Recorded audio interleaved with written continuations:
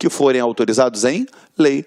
Perfeito? Até porque ele tem natureza salarial e, por isso, ele tem como características prover a subsistência da pessoa. Por isso que ele não pode sofrer descontos de qualquer espécie. Lógico, salvos os definidos em lei. Por exemplo, a pensão alimentícia desconta direto. Ou então aqueles outros autorizados. Você vai fazer um empréstimo consignado. Aí você vai lá e pede para descontar diretamente. Ok? O provento da aposentadoria não poderá ser superior ao vencimento ou remuneração e demais vantagens percebidas pelo funcionário. Ou seja, justamente para que eu não crie um movimento incentivador daquela aposentadoria. Para que eu faça ao contrário. Para que eu venha incentivar o servidor a permanecer na ativa. Perfeito? E não se aposentar. Porque a gente entende o seguinte, né? Eu sou servidor público. E quanto mais tempo a gente percebe que tem um servidor público naquele órgão, naquela determinada função, ele entende aquele contexto fático, logístico de todo o serviço público. E ele acaba produzindo infinitamente mais do que outras pessoas. É lógico que dentro de uma gama de tipos de serviços públicos a serem prestados, a gente tem exceções, a gente tem o efeito inverso, mas é muito interessante. Tanto é que a administração pública mesmo subiu o teto de 70 para 75 anos. Justamente para quê? Porque ela prefere ter aquele cara na ativa do que ter que fazer um novo concurso para colocar um novo cara lá dentro. Ok? Vamos lá. Vem comigo. Qualquer alteração do vencimento ou remuneração e vantagens percebidas pelo funcionário em virtude de medida geral será extensiva ao provento do aposentado na mesma proporção. Perfeito? Foi? Aqui a gente vai direto para o nosso artigo aqui, capítulo 6, da assistência ao funcionário. Nos trabalhos insalubres executados pelos funcionários do Estado, é obrigado a fornecer-lhes gratuitamente equipamento de proteção à saúde. Os equipamentos aprovados por órgão competente serão de uso obrigatório dos funcionários sob pena de suspensão. Quando a gente tem um trabalho insalubre, é aquele trabalho que, de fato, ele demonstra uma insalubridade daquela localidade, alguma condição adversa à sua saúde. E a administração pública é obrigada a fornecer aquilo. Por exemplo, Geraldo, eu sou lotado dentro do necrotério. Perfeito. Lá dentro, você tem uma condição totalmente insalubre. Você vira e mexe, você entra em câmara refrigerada. Perfeito? Você tem substâncias que afetam diretamente a sua saúde. Então, a administração ela tem que fornecer o quê? Por exemplo, você vai entrar na câmara refrigerada, ela vai te fornecer um agasalho necessário a entrar naquela câmara refrigerada. Ela vai te oferecer máscaras justamente para evitar o seu contato com substâncias químicas ou com qualquer tipo de, enfim, de toxina, de doença que esteja ali. Então, é só um exemplo para você lembrar, tá? Mas a gente tem uma série de outras possibilidades. Tá bom? E caso não venha utilizar, penalidade de suspensão. Então você sublinha isso daqui, porque pode ser objeto de pergunta para você na sua prova, tá bom? Que a administração pública forneceu equipamentos necessários para desenvolvimento de trabalhos insalubres, ao qual o servidor não se utilizou. O que eu aplico a ele? Penalidade de suspensão. Tá bom? Galera, a gente sabe, eu estava até conversando com um amigo aqui, que trabalha aqui no LAC, assim, independentemente de você ter estudado, lido uma apostila, assistido aula, gente, na semana que antecede a prova, dá uma lidinha na letra fria de lei. É muito importante. É muito importante. Muito, muito, muito, muito importante. Porque vai fazer com que você tenha aquilo ali mais avivado na sua cabeça e te impede de cair em pegadinhas de questões ridículas, ok? Foi? Falo isso porque já aconteceu comigo, já aconteceu com outros professores que são servidores públicos e a gente sabe como funciona essa logística. Por isso, quando você se propõe a estudar para concurso público, a gente não está te dando aula de direito, a gente está dando aula a gente está te ensinando como ser aprovado num concurso público. Essa é a ideia, entendeu? Vamos lá. Ao funcionário é assegurado o direito de remoção para igual cargo no local de residência do cônjuge, se este também for funcionário e houver vaga. Vamos lá, deixa eu explicar uma coisa para você. Aqui está dizendo o seguinte, se lembra quando o funcionário ele for casado com um militar ou com outro servidor público e ele for mandado servir em outro ponto do território nacional, ele tem o direito de se licenciar para acompanhar aquele cônjuge? Pensa que isso daqui é uma alternativa mais branda. Ou seja, ele tem o direito de remoção para igual cargo no local de residência do seu cônjuge. Ou seja, se eu sou o casado e esse cônjuge está numa outra determinada cidade, numa outra determinada localidade, eu tenho o direito de ser removido para lá. Perfeito? Agora é óbvio, ele coloca uma condição, que não é a discricionariedade. Ele coloca o quê? Se houver vaga. Perfeito? Olha só, havendo vaga na sede do exercício de ambos os cônjuges, a remoção poderá ser feita para o local indicado por qualquer deles, desde que não prejudique o serviço. Ou seja, o meu cônjuge tem uma vaga no local onde eu trabalho, lá onde ele está. Tem uma vaga aqui também. Espera aí, então vamos processar essa remoção. A gente vai escolher para onde quer ir, porém, desde que não venha prejudicar o quê? O serviço. Ok? O interesse público acima de tudo. Somente será concedida a nova remoção por união de cônjuges ou ao funcionário que for removido a pedido para outro local após transcorridos 5 anos. Ou seja, aí ele vai e separa a casa de novo e pede remoção. Vai e separa a casa de novo e pede remoção. Aí não dá, né? Aí vira casa da mãe Joana. 237. Considera-se local, para os fins do 234 e 236, o município onde o cônjuge tem a sua residência. Perfeito? O ato que remover ou transferir o funcionário estudante de uma para outra cidade ficará suspenso se, na nova cidade, não existir estabelecimento com gênero oficial, reconhecido ou equiparado, aquele em que o interessado esteja matriculado. Efetivar-se-á a transferência se o funcionário concluir o curso, deixar de cursá-lo ou for reprovado durante 2 anos. Ou seja, o que vai acontecer? Ele tem direito a essa remoção? Tem. Ok? Agora, eu tenho que, justamente, entender o seguinte: para a localidade onde ele vai ser removido, tem instituição com gênero para ele desenvolver esse estudo? Se tem, show de bola. Se não tem, eu seguro a onda um pouquinho, tá bom? Anualmente, o interessado deverá fazer prova perante a repartição que esteja subordinado de que está frequentando regularmente o curso em que estiver matriculado. Ou seja, ele vai ter que comprovar junto à administração pública que ele está frequentando aquele curso e que ele está de fato regularmente matriculado para ele. Ok? Vamos lá. Do direito de petição. O direito de petição a gente sabe que é um direito constitucional, né? Na própria Carta Magna, ela já nos dá esse direito de petição e pelos estados afora aí a gente vê que as leis de processos administrativos, elas trazem esse direito de petição, às vezes até mesmo dentro do processo administrativo disciplinar.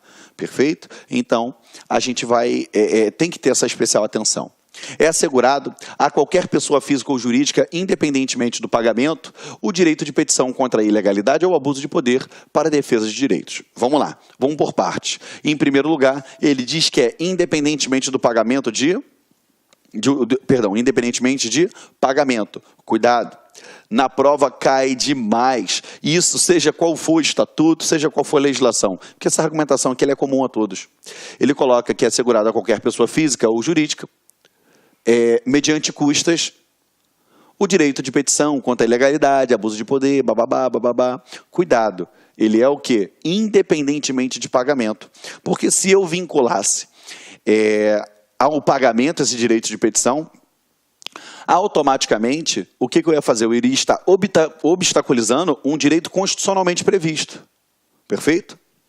Vamos lá. E ele diz aqui que ele pode petição contra ilegalidade ou abuso de poder. Ilegalidade é quando tem algum tipo de ilegalidade que está acontecendo, óbvio. Agora, o abuso de poder. A gente tem que tomar um cuidado que quando você estuda direito administrativo, você tem o poder hierárquico, o poder discricionário, o poder vinculado, o poder regulamentar. Beleza? Nós temos o poder disciplinar, nós temos diversos poderes. E aí, até então, você estuda o uso do poder. Só que aqui está vendo que ele fala a respeito do abuso de poder? Beleza, e eu coloco aqui para você, o que seria o abuso de poder? Vamos lá. O abuso de poder, ele pode ser na modalidade excesso de poder,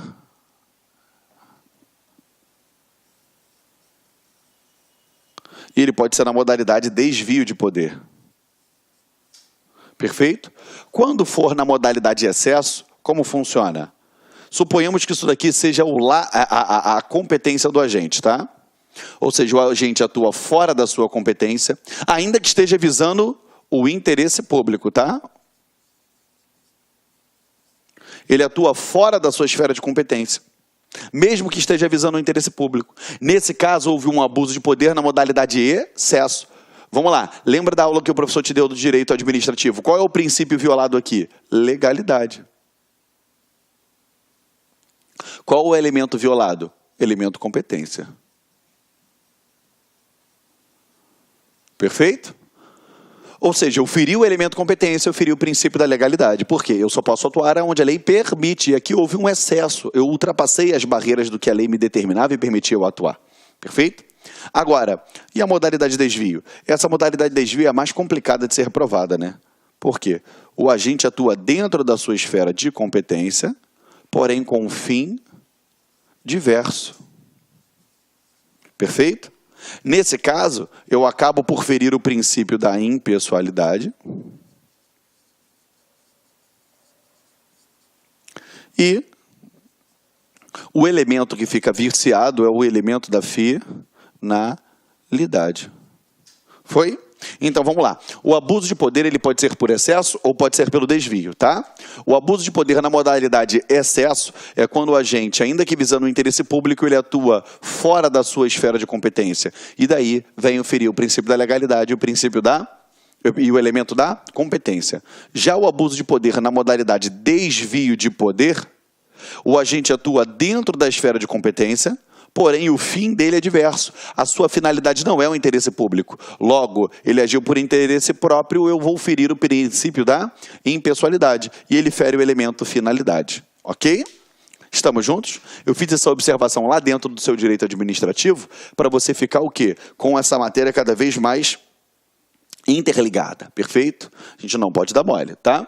Estamos juntinhos? Foi? Vou tomar um golinho de água aqui, você copia o que está no quadro.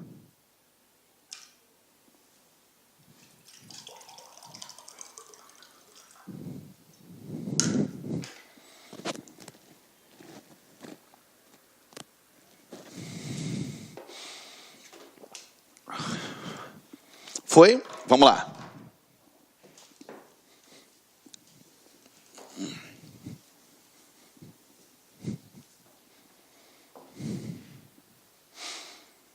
Vem. Qualquer pessoa poderá reclamar sobre abuso, erro, omissão ou conduta incompatível no serviço público.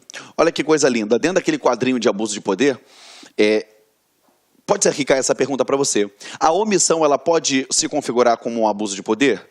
Pode. Ou seja, o agente se omitiu, desde que a lei preveja que aquela omissão se configura como um abuso. Ok? Parágrafo 2º. Em nenhuma hipótese a administração poderá recusar-se a protocolar, encaminhar ou apreciar a petição sob pena de responsabilidade do agente. Ou seja, não basta eu permitir que venha dar o direito de permissão, o direito de petição. Eu tenho que analisar, eu tenho que dar uma decisão daquela petição que ele me fez. Perfeito? Daquela representação. Ok? Tá? Vamos lá, artigo 240.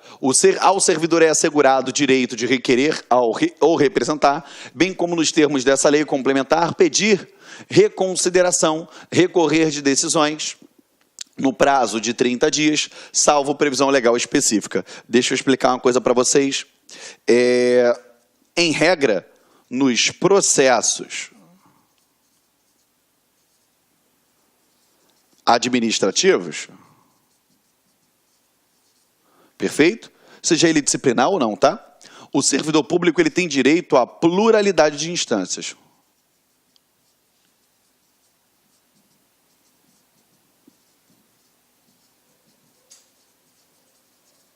Perfeito? O que são instâncias, Geraldo? São graus de julgamento. Então, ele tem essa pluralidade, ok? Então, mas como funciona isso? Suponhamos que aqui esteja o servidor e essa autoridade aqui deu a decisão que ele quer recorrer. Você viu que o próprio texto da lei diz que ele tem direito ao pedido de reconsideração? O que seria reconsideração? Essa autoridade, ela fez o quê? Ela deu uma decisão. Ele vira para ela mesma e fala assim, poxa, reconsidera aí, cara, isso que você acabou de me dizer. É o pedido de reconsideração, que é aquele dirigido à própria autoridade que proferiu a decisão objeto de recurso. Agora, se ela não reconsiderou, o que eu faço? Eu vou para a autoridade acima. Ah, não aceitou? Eu vou para a autoridade acima, porque eu tenho pluralidade de instâncias. Depois que ultrapassar o pedido de reconsideração, para cima, eu tenho um chamado recurso hierárquico. Perfeito? Eu vou ter o recurso hierárquico. Estamos juntos? Show de bola? Tá? Deixa eu apagar isso aqui então para a gente continuar.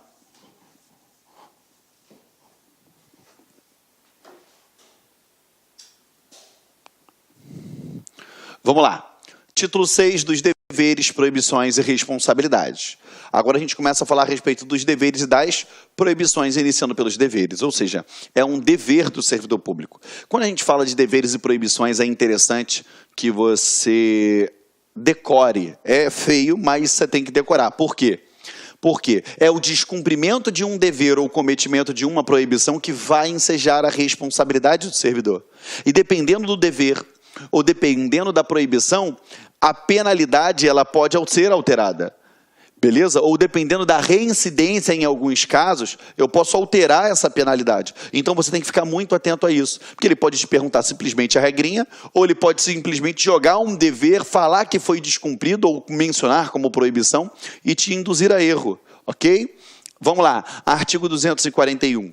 São deveres do funcionário, aqui ó, ser assíduo e pontual, cumprir ordens superiores, representando quando forem manifestamente legais. Olha só, quanto à ordem superior, você tem que cumprir aquela ordem, salvo se elas forem o quê? Palavra-chave, manifestamente ilegais. Perfeito? Agora, se o homem médio, o homem comum, entende que não consegue perceber a ilegalidade daquela ordem, ele deve cumprir. Perfeito? Foi? Vamos lá. Desempenhar com zelo, presteza, o trabalho que for incumbido, óbvio. Tem que ser zeloso, tem que ser prestativo, tem que ter presteza. Guardar sigilo sobre os assuntos da repartição e, especialmente, sobre os despachos, decisões ou providências. Então, tudo relacionado à administração pública, você guarda sigilo. Principalmente as providências que vão ser dadas em cima daqueles assuntos. Representar aos superiores sobre todas as irregularidades de que tiver conhecimento no exercício de suas funções. Geraldo, então eu tenho que ser fofoqueiro? Tem. Você teve acesso a uma informação, a uma irregularidade, é sua obrigação encaminhar isso à autoridade superior competente para apurar disciplinarmente aquele fato que ocorreu. Ok? Vamos lá. Residir no local onde exerce o cargo ou onde autorizado. Perfeito? A gente sabe que quando a gente estuda para concurso público, que você vai estudar lá na própria Constituição Federal, quem exige que tenha residência na mesma comarca, né? A gente vê isso lá na Constituição por parte dos magistrados ou onde for autorizado, salvo se for autorizado morar em local diverso. Aqui a gente tem algo semelhante, perfeito? Que ele diz o seguinte, que ele tem que residir, ele tem que morar aonde? No local onde ele exerce o cargo. Agora é óbvio, salvo se autorizado. Então, ainda que você não tenha tanta, não venha a entender a aplicabilidade disso no dia a dia, ou até mesmo que você já seja um servidor público e não veja isso acontecer, você tem que ficar atento porque a prova ela pode te perguntar se ele pode morar fora e você vai falar que ele pode morar fora do local desde que devidamente autorizado, tá bom? Providenciar para que esteja sempre em ordem em seus assentamentos, no seu assentamento individual, sua declaração de família. É óbvio, tem que estar sempre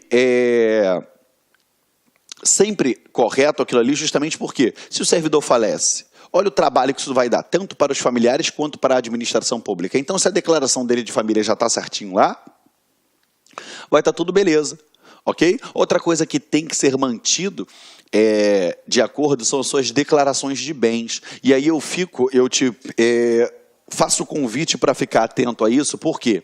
Porque se ele declarar falsamente os bens, ou se ele deixar de declarar, entendeu? Por qualquer motivo que seja, a própria Lei 8429 de Improbidade Administrativa, de 1992, ela diz o seguinte, que caberá penalidade de demissão ao servidor que não mantiver atualizado o seu cadastro de bens. Perfeito? Então fica na atividade com relação a isso daí, tá? Zelar pela economia do material do Estado e pela conservação do que for confiado à sua guarda ou utilização. Apresentar-se convenientemente trajado em serviço ou com uniforme determinado, quando for o caso, ou seja, tem que ter uma postura de servidor público. Atender prontamente com preferência sobre qualquer outro serviço às requisições de papéis, documentos, informações ou providências que foram feitas pelas autoridades judiciárias ou administrativas para a defesa de Estado em juízo, ou seja, durante o seu desenvolver, você vai perceber que, a todo momento, o Estado ele pode ser acionado em juízo para responder a alguma coisa. E você percebe aqui que ele coloca como um dever seu, na qualidade de servidor público, de administrador público, que se no desempenhar do seu trabalho você teve alguma requisição na qual você tem que produzir algum documento, algo que seja utilizado para a defesa da administração pública, aquilo ali se torna a sua prioridade. Perfeito? Foi? Cooperar e manter o espírito de solidariedade com os companheiros de trabalho. Estar em dia com as leis, regulamentos, regimentos, instruções e ordens de serviço que digam respeito às suas funções. Tem que estar em ordem? Tem que estar em ordem. Proceder na vida pública e privada na forma que dignifique a sua função pública. Vamos lá. Então, a gente tem que ter atenção a algumas coisas aqui. Você tem que entender o seguinte, não basta eu obedecer só esse estatuto aqui, porque ele é genérico. Ele está se referindo a todo o serviço público, perfeito? Agora, eu tenho regulamentos próprios das minhas funções? Tenho. Eu tenho regimentos próprios? Sim. Eu tenho instruções próprias? Eu tenho ordens de serviços que digam respeito às minhas funções? Tenho. Você tem que entender que a administração pública, ela é gigante, ela é enorme. E lá dentro eu tenho todo tipo de serviço público a ser prestado. Então, cada um desses daqui vão ter seus regimentos próprios, seus regulamentos próprios, ok? É óbvio, por exemplo, se você é um servidor público do tribunal, você não vai se apresentar para trabalhar de bermuda. Mas se você é um policial que está lotado no litoral, em um tipo de missão específica, pode ser adotado no teu uniforme, ou na sua farda, ou seja, qual for a nomenclatura dada, que você utilize o quê? Bermuda. Então você está entendendo que eu vou ter regulamentos próprios, regimentos, instruções ou ordens próprias? Ainda que seja dentro da mesma corporação, eu posso utilizar a bermuda numa localidade, mas em outra não. Eu posso utilizar uma determinada roupa numa localidade e na outra não. Então tem que tomar um cuidado com isso. Perfeito? Tem que ficar atento relacionado a isso daí. Estamos juntos? E aqui, ó, proceder na vida pública e privada, na forma que dignifique a função pública. Então ele diz o seguinte, quando você estiver desempenhando as suas atribuições na sua vida pública, você é óbvio que tem que dignificar aquela função. Só que o estatuto traz para você que é na vida privada também. Ué, Geraldo, na minha casa mando eu. No meu horário de lazer, na minha folga, eu faço o que eu quero. Beleza, você pode fazer o que você quiser, desde que você proceda de forma a dignificar a função pública que você exerce. E isso é pedido pelo seu estatuto. Perfeito, galera? Estamos juntos? Então, olha só, revisa comigo aqui, ó. Revisa comigo aqui. Vem. Ó. Deveres. Ser assíduo e pontual. Cumprir ordens dos superiores. Lógico, salvo se elas forem manifestamente legais. Desempenhar com zelo e presteza todos os serviços a que lhe forem atribuídos, que você foi incumbido. Você tem que guardar sigilo sobre os assuntos da repartição. E especialmente as providências que vão ser tomadas em cima dele. Ou seja, não vai sair contando para a torta e a direita o que você viu no seu trabalho. Representar aos superiores sobre todas as irregularidades e ilegalidades que você tomar conhecimento. Então, até porque se você não fizer isso, você responde disciplinarmente. Correto? E se depender do que aconteceu, você ainda responde criminalmente com quem tenha praticado, com que se de fato aquilo ali foi crime o que foi praticado. Perfeito? Aqui, ó, residir no local onde exerça o cargo, essa é a regra, mas eu posso morar fora? Posso, salvo se eu tiver o quê? A devida autorização, perfeito? Nos moldes do inciso 7. Providenciar para que esteja sempre em ordem nos assentamentos a minha declaração de família, ok? Zelar pela economia do material do Estado, pela conservação do que for confiado à minha guarda e utilização.